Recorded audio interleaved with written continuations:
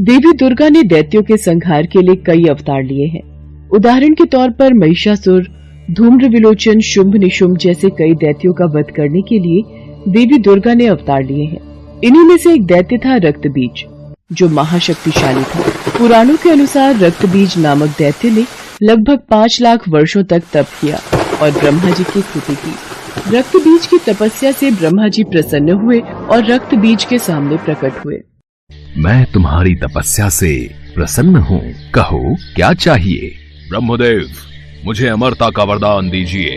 हिरण्यकश्यप की तरह देवता, दानव, गंधर्व, यक्ष, पिशाच, पशु, पक्षी, मनुष्य आदि कोई भी मुझे नहीं मार सके, ऐसा वरदान दीजिए।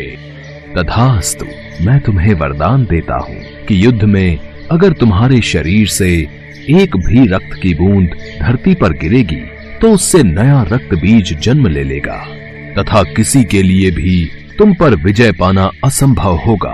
ब्रह्मा जी से वरदान पाकर रक्तबीज अहंकार में चूर हो गया। उसने चारों ओर हाहाकार मचा दिया। मैं अमर हूँ, अब मुझे युद्ध में कोई परास्त नहीं कर सकता। अब स्वर्ग लोक पर मेरा यानी असुरों का राज होगा। मैं इंद्र को चुनौती देता हूँ, अगर साहस है तो मेरे से युद्ध करे, नहीं तो स्वर्ग लोक से भागकर कहीं मुंह छिपाकर छुप जाए। क्या रक्तबीज ने देवताओं को युद्ध के लिए ललकारा है? हमें उससे युद्ध करना होगा। राक्षस और देवताओं में युद्ध होने लगा। वरदान मिलने के कारण रक्तबीज और भी शक्तिशाली हो गया था। ये देखकर इंद्र सहित सभी देवता घबरा गए। ब्रह्मा जी के वरदान स्वरूप रक्तबीज का संहार किसी पुरुष के हाथों नहीं हो सकता। उसका वध केवल एक स्त्री ही कर सकती है। आपको भगवती दुर्गा की स्तुति करनी चाहिए। उन्होंने अनेकों राक्षसों का वध किया है। आप उचित कह रहे हैं देवर्षि नारद। हम सब देवी दुर्गा की स्तुति करते हैं। अब इस संकट से वही हमें पार लगा सकती हैं। और सभी देवता देवी दुर्गा का ध्यान करते हैं और देवी दुर्गा वहाँ प्रकट होती है। देवी भगवती, हमें रक्तबीज नामक राक्षस से मुक्ति केवल आप ही दिला सकती हैं। हमारी सहायता कीजिए माँ। आप सभी निश्चिंत रहिए, रक्तबीज नामक दैत्य का संहार अवश्य होगा। उसे उसके पापों का दंड अवश्य प्राप्त होगा। देवताओं को आश्वासन देकर माँ दुर्गा ने रक्तबीज को युद्ध के लिए ललकारा। तू एक साधारण अबला स्त्री मुझे युद्ध के लिए ललकार रही है। तू मेरा कुछ नहीं बिगाड़ पाएगी। रक्तबीज, अब तेरी मृत्यु निश्चित है। मेरे हाथों से तू नहीं बच पाएगा। अच्छा, तू मेरा वध करेगी? देखता हूँ ये कैसे संभव होता है। माँ दुर्गा और रक्तबीज के बीच युद्ध प्रारंभ हो जाता है। माँ दुर्गा के वार से रक्तबीज घायल होता तो रक्त की बूंद धरती पर गिरने से ढेरों रक्तबीज पैदा हो जाते। एक रक्तबीज मरता तो दूसरा सामने आ जाता। माँ दुर्गा उसके अंग काटती तो धरती पर रक्त की बूंदें गिरकर फिर से रक्तबीज सामने आ जाता। ये सब क्या हो रहा है? ये रक्तबीज मारा क्यों नहीं जा रहा? नारायण नारायण। माते, रक्तबीज का वध करने के लिए रक्तबीज के रक्त को पीना होगा ताकि वो धरती पर ना गिरे। ब्रह्मा जी के वरदान के अनुसार रक्तबीज का रक्त पृथ्वी पर गिरते ही अनेकों रक्तबीज पैदा हो जाएंगे। इसका संहार करने के लिए ऐसा कुछ करना होगा ताकि रक्तबीज का रक्त पृथ्वी पर ना गिरे। अच्छा, तो ये बात है। देवर्षि नारद, इसके लिए मुझे चंडिका को बुलाना होगा। देवी पार्वती को माँ काली का रूप धरना होगा ताकि वो इस दानव का रक्त पान कर सके। तत्पश्चात मैं इस राक्षस का संहार करूंगी। इसके लिए तो देवताओं को देवी पार्वती से विनती करनी होगी कि वो माँ काली का अवतार लेकर इस दानव का विनाश करें। सभी देवता माँ पार्वती का आह्वान करने लगे। देवी पार्वती देवताओं के समक्ष प्रकट हुई। देवी पार्वती, आपको काली रूप धरना होगा ताकि जब भी मैं इस राक्षस पर प्रहार करूं, आप इसका रक्त खप्पर में लेकर रक्तपान करो। आप चिंता मत करो देवी दुर्गा, मैं इस दानव के रक्त की एक बूंद भी धरती पर नहीं गिरने दूंगी। देखते ही देखते माँ पार्वती ने काली का रूप धर लिया, जिन्हें देख दानव तो क्या देवता भी थर थर कांपने लगे और उनके समक्ष हाथ जोड़े खड़े रहे। माँ काली ने दैत्यों का गिरता रक्त पीना शुरू कर दिया। इससे नया दैत्य उत्पन्न नहीं हो रहा था। माँ काली ने अपना मुंह विकराल कर लिया। उन्होंने कई राक्षसों को निगल लिया। माँ काली का क्रोध बढ़ता ही जा रहा था। सब दैत्य मारे जा चुके थे, केवल रक्तबीज का वध होना ही बाकी था। देवी दुर्गा की जय, देवी काली की जय। हे कालिके, रक्तबीज का वध तभी होगा जब इसके शरीर का सारा रक्त बाहर निकल जाएगा, आपको रक्त बीज के रक्त का रक्तपान करना होगा और ध्यान रहे कि रक्त बीज के रक्त की एक बूंद भी धरती पर ना गिरने पाए। ऐसा ही होगा देवी दुर्गा। देवी दुर्गा और रक्त बीज में युद्ध होने लगता है। रक्त बीज देवी दुर्गा के प्रहार से बच रहा था। देवी दुर्गा ने रक्त बीज की भुजाओं पर वार किया। माँ काली ने रक्त को खप्पर में ले लिया और रक्तपान किया। देवी दुर्गा ने रक्त बीज के सिर को काटकर धड़ से अलग कर दिया और खप्पर में रख दिया। माँ काली ने सारा रक्त पी लिया। हे कालिके, आपकी मुंडमाला के लिए मैं रक्त बीज का ये मुंड आपको भेंट करती हूँ। मुझे रक्त चाहिए, मुझे दानवों के मुंड चाहिए, मुझे रक्त दो, मुझे दानवों के मुंड दो। हे शिवा, हे कालिके, रक्त बीज का वध हो चुका है, अपना क्रोध शांत करो देवी काली। मुझे दानवों का रक्त दो, मुझे दानवों का मुंड दो, मुझे दानवों का रक्त दो, मुझे दानवों का मुंड दो।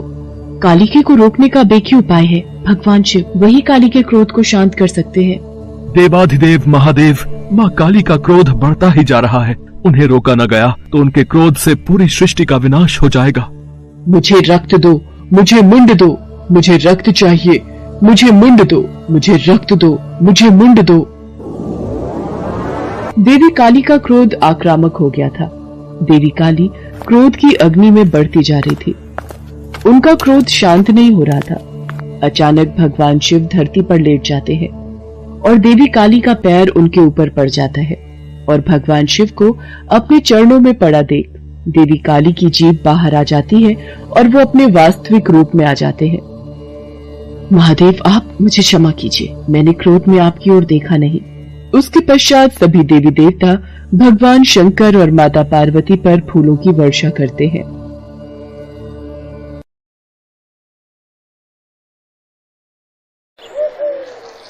कहते हैं जिस किसी पर भी माता लक्ष्मी की कृपा हो जाए उसके जीवन में फिर कोई परेशानी नहीं आती। माता लक्ष्मी स्वास्थ्य, संतान, धन, वैभव तथा सौभाग्य प्रदान करने वाली देवी हैं। वो जब किसी मनुष्य पर अपनी कृपा दृष्टि डाल देती हैं, उस मनुष्य का जीवन सफल हो जाता है। ऐसी ही एक पौराणिक कथा के अनुसार माता लक्ष्मी ने नौकरानी बनकर एक माली के घर में बरकत की और उसके परिवार को खुशियों से भर दिया। एक बार की बात है, भगवान विष्णु का मन शेषनाग पर बैठे बैठे बहुत उदास हो रहा था। उन्हें धरती पर घूमने की इच्छा हुई और वो अपनी यात्रा की तैयारी में लग गए। स्वामी को तैयार होता देखकर लक्ष्मी माता ने भगवान विष्णु से पूछा, अरे स्वामी, आज सुबह सुबह तैयार होकर कहाँ जाने की तैयारी में हो? देवी लक्ष्मी, पता नहीं मन कुछ उदास है, इसलिए मैं धरती लोक पर भ्रमण करने जा रहा हूँ। हे देव, आप धरती पर भ्रमण के लिए जाएंगे तो आपके बिना मेरा मन भी नहीं लगेगा। क्या मैं भी आपके साथ धरती लोक पर भ्रमण के लिए चल सकती हूँ? ठीक है देवी लक्ष्मी, पर उसके लिए तुम्हें मेरी एक शर्त माननी होगी। तुम धरती पर पहुंचकर उत्तर दिशा की ओर नहीं देखोगी। ठीक है स्वामी, मैं धरती पर पहुंचकर उत्तर दिशा में नहीं देखूंगी। मुझे आपकी शर्त मंजूर है। भगवान विष्णु की इस शर्त से माता लक्ष्मी सहमत हो गई और प्रातःकाल होते ही माता लक्ष्मी और भगवान विष्णु धरती पर पहुंचे। उसी समय सूर्य उदय हुआ था। रात बरसात होकर हटी थी। चारों ओर हरियाली ही हरियाली थी। धरती की सुंदरता को देखकर माता लक्ष्मी अत्यंत प्रसन्नचित हुई और भगवान विष्णु को दिया वचन भूल गई। माता लक्ष्मी धरती को देखती देखती कब उत्तर दिशा की ओर देखने लगी, उन्हें पता ही नहीं चला। धरती का वातावरण देखने में कितना मनमोहक है और वो फूलों से भरा खेत, ये तो कितने सुंदर फूलों से सजा हुआ है। मैं ये फूल यदि तोड़ लूं? उत्तर दिशा में माता लक्ष्मी को एक बहुत ही सुंदर फूलों का खेत नजर आया और उसी तरफ से खुशबू के साथ बहुत ही सुंदर सुंदर फूल खिले थे। ये एक फूलों भरा हुआ खेत था। माता लक्ष्मी बिना सोचे समझे उस खेत में चली गईं और एक सुंदर सा फूल तोड़कर ले आई। जब माता लक्ष्मी भगवान विष्णु के पास वापस आई तो भगवान विष्णु की आंखों में आंसू थे। ये देखिए स्वामी, कितना सुंदर फूल है। अरे स्वामी, आपकी आंखों में ये आंसू क्या हुआ? स्वामी, क्या मुझसे कोई गलती हुई है? बताइए स्वामी। देवी लक्ष्मी, आप मेरा वचन याद नहीं रख पाई। शर्त के अनुसार आपको उत्तर दिशा में नहीं देखना था और साथ ही साथ आपको ये भी सोचना था कि किसी की कोई भी वस्तु को कभी भी किसी से बिना पूछे नहीं लेना चाहिए। स्वामी, मुझसे भूल हो गई, मुझे क्षमा कर दीजिए।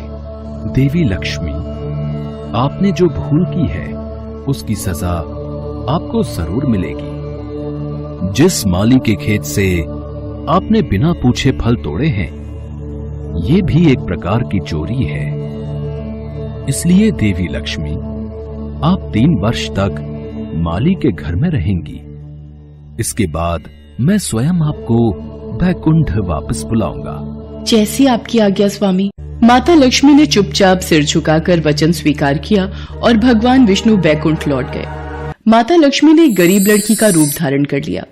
खेत के मालिक का नाम माधव था। माधव की पत्नी 2 बेटे और 3 बेटियां थीं। सभी उस छोटे से खेत पे काम करके किसी तरह से गुजारा करते थे। खेत के पास ही माधव की झोपड़ी थी।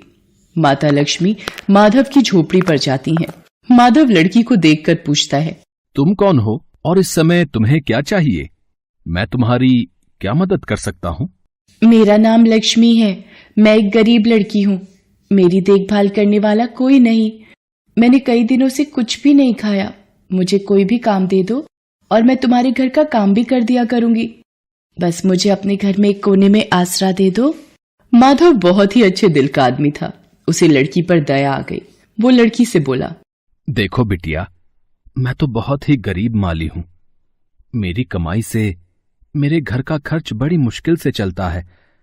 लेकिन अगर मेरी 3 की जगह 4 बेटियां होती तो भी मैंने ही गुजारा करना था। जैसा रूखा सूखा हम खाते हैं वही खिला सकता हूं। यदि तुम मेरे यहां यही रूखा सूखा खाकर खुश रह सकती हो तो अंदर आ जाओ। आपने मुझे अपनी झोपड़ी में शरण दी, आपका बहुत बहुत शुक्रिया। माता लक्ष्मी 3 साल माधव के घर पर नौकरानी बनकर रही। जिस दिन माता लक्ष्मी माधव के घर आई थी, उसी दिन से ही माधव को इतनी आमदनी हुई कि उसने एक गाय खरीद ली। अजी, ये नई गाय खरीद लाए, ये तो बहुत अच्छा हुआ। आज तुम्हारी आमदनी बहुत अच्छी हुई। सरला, सब माता लक्ष्मी की दया है। माधव, मैंने कोई चमत्कार नहीं किया। ये सब तुम्हारे दयालु स्वभाव का ही फल है जो आज तुम्हें प्राप्त हुआ है।